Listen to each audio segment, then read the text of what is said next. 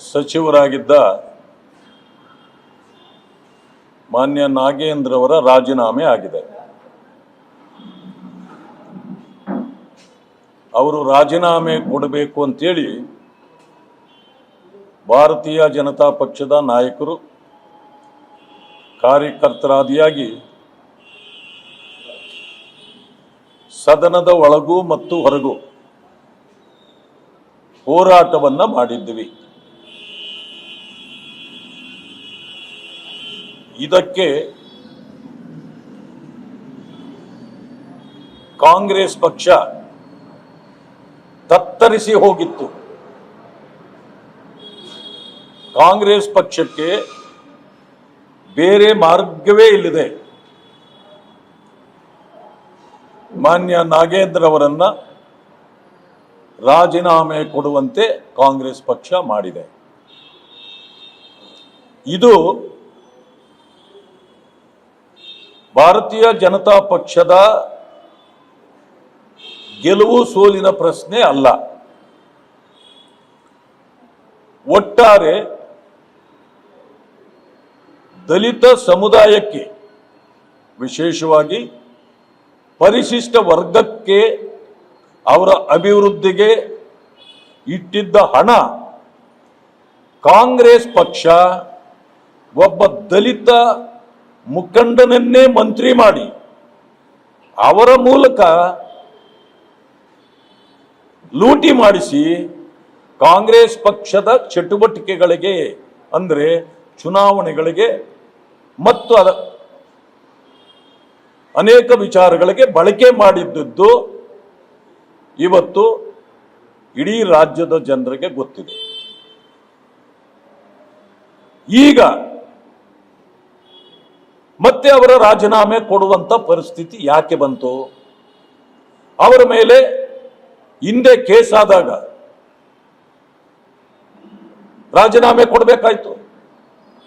ಕೊಟ್ಟ ಮೇಲೆ ಕೇಸು ಕೋರ್ಟ್ಗೆ ಹೋಯಿತು.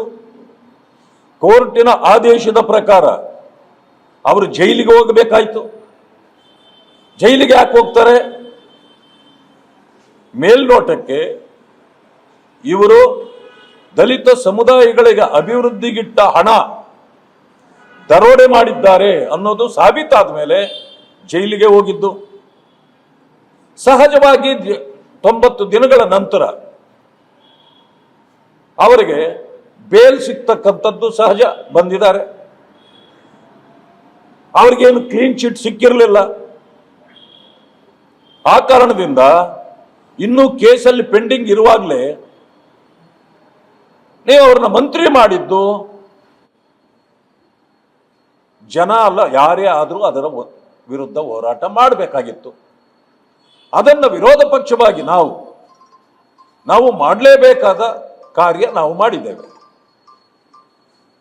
ಈಗ ನನಗಿರ್ತಕ್ಕಂಥ ವಿಷಯ, 13ನೇ ತಾರೀಕು ಸದನ ಪ್ರಾರಂಭ ಆಯಿತು.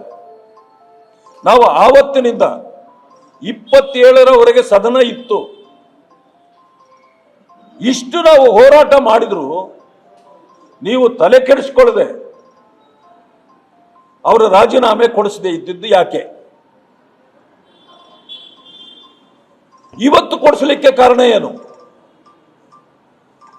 ಇದು ಕಾಂಗ್ರೆಸ್ಸಿನ ಕುತಂತ್ರ. ದಲಿತರ ವಿರುದ್ಧವಾಗಿ ಇದು ಕಾಂಗ್ರೆಸ್ಸಿನ ಕುತಂತ್ರ. ಇದು ಯಾಕೆ ಅಂತಂದ್ರೆ ಕಾಂಗ್ರೆಸ್ ಪಕ್ಷ ಇವರೊಬ್ಬರ ಮೇಲೆ ಅಲ್ಲ,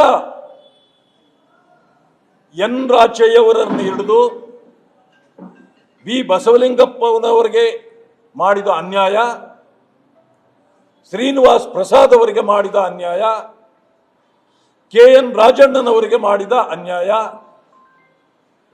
ಹೀಗೆ ಒಂದಲ್ಲ ಎರಡಲ್ಲ ಈಗ ಬಲಿ ತೆಗೆದುಕೊಳ್ತಾ ಇರತಕ್ಕಂಥದ್ದು ನಾಗೇಂದ್ರ ಅವರನ್ನ. ಇದೇಗಿದೆ ಅಂತಂದ್ರೆ ದಲಿತ ವಿರುದ್ಧವಾಗಿ ದಲಿತರನ್ನೇ ಬಳಕೆ ಮಾಡ್ತಕ್ಕಂಥದ್ದು. ಅಂದ್ರೆ ಅವರ ಬೆರಳಿಂದ ಅವರ ಕಣ್ಣನ್ನೇ ಸುಚ್ಚುವಂತ ಕೆಲಸವನ್ನ ಕಾಂಗ್ರೆಸ್ ಸತತವಾಗಿ ಮಾಡಿಕೊಂಡು ಬಂದಿದೆ. ಅದರಲ್ಲಿ ಅದು ಸಕ್ಸಸ್ಸು ಆಗಿದೆ. ಇವತ್ತು ಕೆ ಎನ್ ರಾಜಣ್ಣವ್ರನ್ನ ಕಾರಣ ವಿನಾಕಾರಣ ನೀವು ಹೊರದುಡ್ಡು ದಬ್ಬಿದ್ರಿ. ಇವರು ತಪ್ಪು ಮಾಡಿದ್ರು ಕೂಡ ನೀವು ಆ ತಪ್ಪಿಗೆ ಕೋರ್ಟಲ್ಲಿ ಅವರಿಗೆ ಕ್ಲೀನ್ ಚಿಟ್ ಸಿಕ್ಕಿದ್ದಿದ್ರೆ ನೀವು ಅವ್ರನ್ನ ಮಂತ್ರಿ ಅಲ್ಲ, ನೀವು ಅವ್ರನ್ನ ಮುಖ್ಯಮಂತ್ರಿಯೇ ಮಾಡಿದ್ರು ನಾವು ಸಂತೋಷ ಪಡ್ತಿದ್ರಿ. ಆದರೆ ಇವತ್ತು ಅವರಿಗೆ ಅನ್ಯಾಯ ಮಾಡಿದ್ದು ಬಿಜೆಪಿ ಅಲ್ಲ, ಜನತಾದಳ ಅಲ್ಲ, ಅಥವಾ ಬೇರೆ ಯಾರು ಅಲ್ಲ. ಅವರಿಗೆ ಅನ್ಯಾಯ ಆಗಿದ್ರೆ ಅದು ಕಾಂಗ್ರೆಸ್ಸಿನ ಕಾರಣದಿಂದ ಆಗಿದೆ. ದಲಿತ ವಿರೋಧಿತನ ನಿಮ್ಮ ರಕ್ತದಲ್ಲೇ ಇದೆ ಅನ್ನೋದಕ್ಕೆ ಕಾರಣ ಬೇಕಾದಷ್ಟಿದೆ.